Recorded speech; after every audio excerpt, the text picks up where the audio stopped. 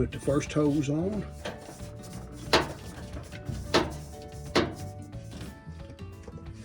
And then we got to move the clamp back on this one to give us some.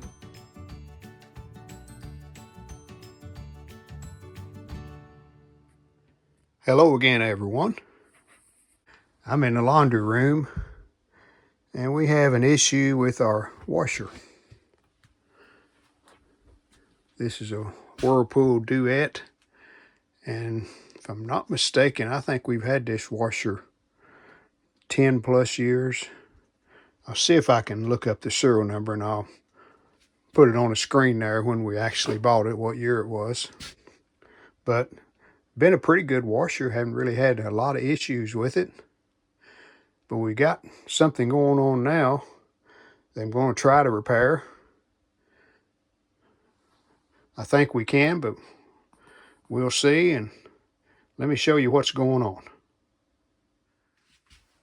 When you put a load of clothes in and you get to the wash cycle or rinse, anything that has to do with the pump draining the water out of the tank, then sometimes it'll stop and we get 9 blinks here on the display, which if I'm reading those correctly, that means that the water's not draining out of the tub, and yeah, it won't because it shuts off. And on a big load, there's still water up on the door.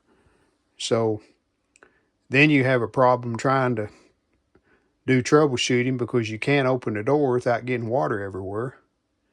I can unplug it and may have to do that several times, but eventually it will start to work and we can either finish the cycle or put it on rinse, drain, spin, and get the water out of the tub where we can see if we can figure out what's going on. It doesn't do it all the time, but based on what I found, I think I know what the problem is. And let me show you. All right, to get to that pump that we suspect is the trouble, there's 3 screws.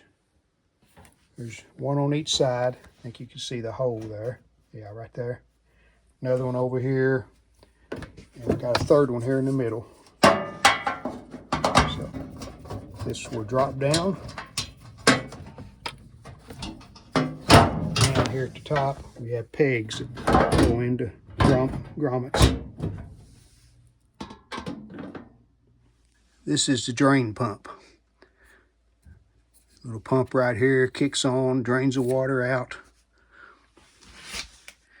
And the way I determined that that's the problem, it was throwing one of its fits, and I came in here and sure enough it was blinking on the front. It shut down, wouldn't do anything. So first I turned the power off, turned it back on, hit start, and before it was shut down again, I tapped on this on the pump like that, and when I did, it was extremely hot. So I thought, hey, that's a clue. That shouldn't be that hot. But regardless of that, when I tapped on it like that, it started pumping. Then it finished the load that we had in, and everything was okay. So when the load finished, I felt of this pump, and it was almost too hot for you to lay your hand on. So I'm pretty confident that the motor on that pump is bad. That's why it was working sometimes, and then other times it would just stop. I think that's our problem, so I have one of these ordered. Get the complete assembly. Now we've got another thing going on. And we've noticed this over the last few months or so.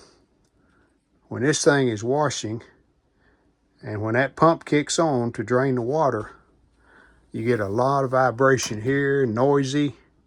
You can't hardly stay in the room, it's so noisy. So I pulled this top off after I determined the pump was probably the trouble causing the shutdown. pull this top off, and that hose coming from the pump to the drain hose here in the back, which is right there. The hose inside the washer was vibrating so bad, that's about the way it was moving my hand when I grabbed a hold of it. So I'm thinking that the pump is causing that too. We're going to find out. We're going to put that pump in and see if that takes care of all of our problems. Okay, we're just going to do a rinse, drain, spin. We can hear that vibration I'm talking about.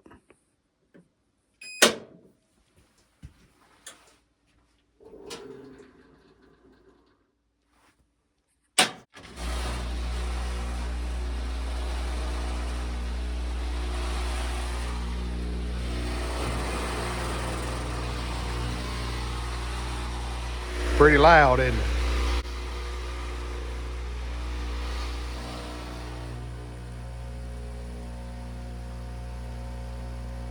I'm just holding down on the pump there to keep it from vibrating so bad.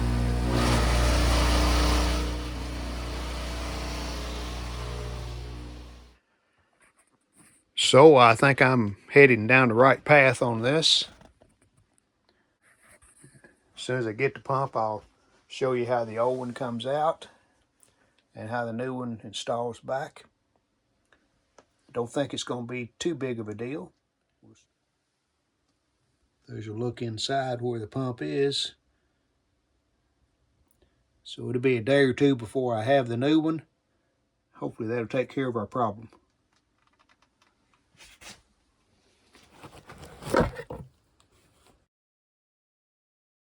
Here's a new pump.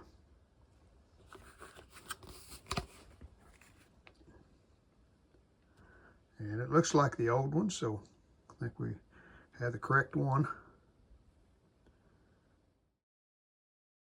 First, we unplug the washer.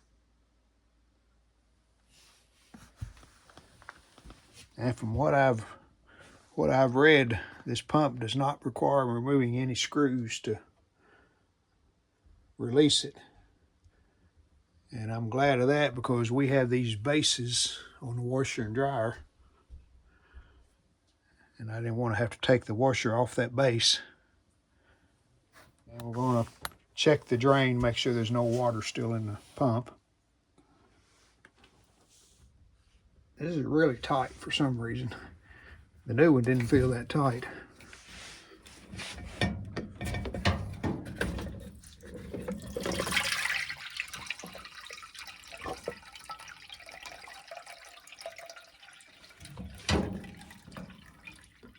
Glad I done that.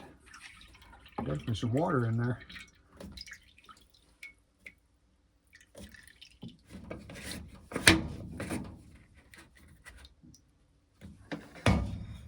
Gotta have an old towel put down in case we do have some water to come out.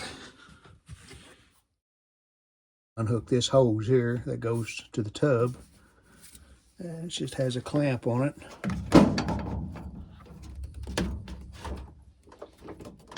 A little bit of water in that, not much. So that's clear. Okay, we have a different clamp here. That's a crimp clamp, it's called. I could get it off with it on there. Yeah. Yeah, not much pressure on this. It just pumps it to the outside drain, so not a lot of pressure on that, so we can reuse that. The way this pump mounts, this is the bottom, of course. There's a slot in the bottom of the washer that this grommet slides in. Just a slotted hole. There's also one that this grommet slides in. But once you get this one slid in enough, this rubber piece on the back of it pushes down in to another slot, and that holds the pump and keeps it from coming back. That locks it in other words. Now, to get the old one out, I've got to prise up on the boot. So Got a flat blade screwdriver, and I just need to get up under it and prise up like that, and hopefully it'll slide out. So we're just going to prise up on it, and hopefully, there it is. See, it popped up on top of that piece of metal. Now it's loose, but I'm about to get it. There we go. Okay. Now we need to, should be a plug on here. We just unplug it.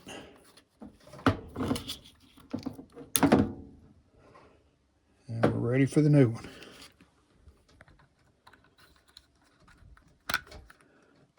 Plugged in fine. And that wire goes under that retainer. Now we just gotta get it in position. There's a rubber boot with a rubber retainer. You see, it hadn't quite slid enough yet. Okay. All right, we're in. Put the first hose on.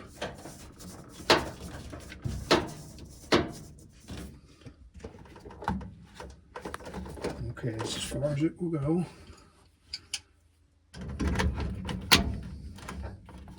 There we go. Yeah. Okay. Now all that's left to do is to plug it up and try it and see what happens.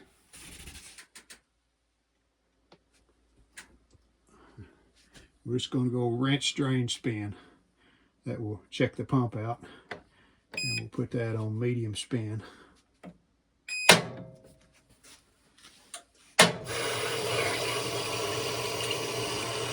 That's a good sound. I hear water.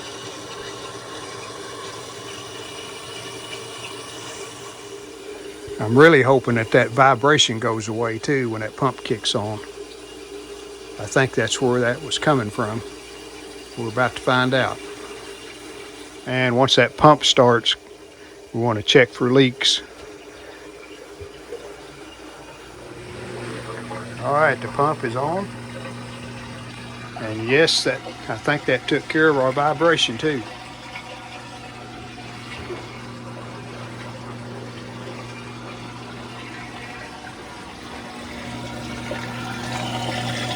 Going in the drain.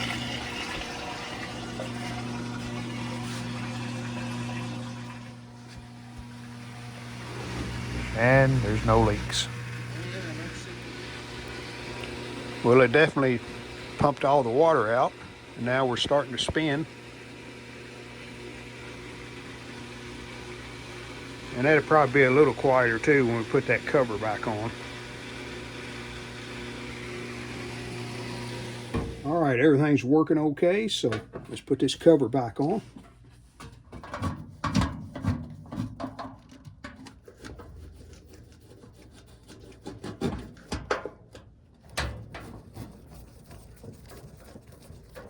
These are 1/4-inch head screws too. That's why I'm using this driver with the bit out. That's 1/4-inch. Well, I wish we had changed that pump a long time ago, because that vibration started long before the pump eventually failed. But anyway, we got it taken care of now. So that's the pump replacement on the Whirlpool Duet front load washer. Thanks for watching. See you next time. We hope you've enjoyed the video. And if you did, how about giving us a like and subscribe to our channel? Thanks.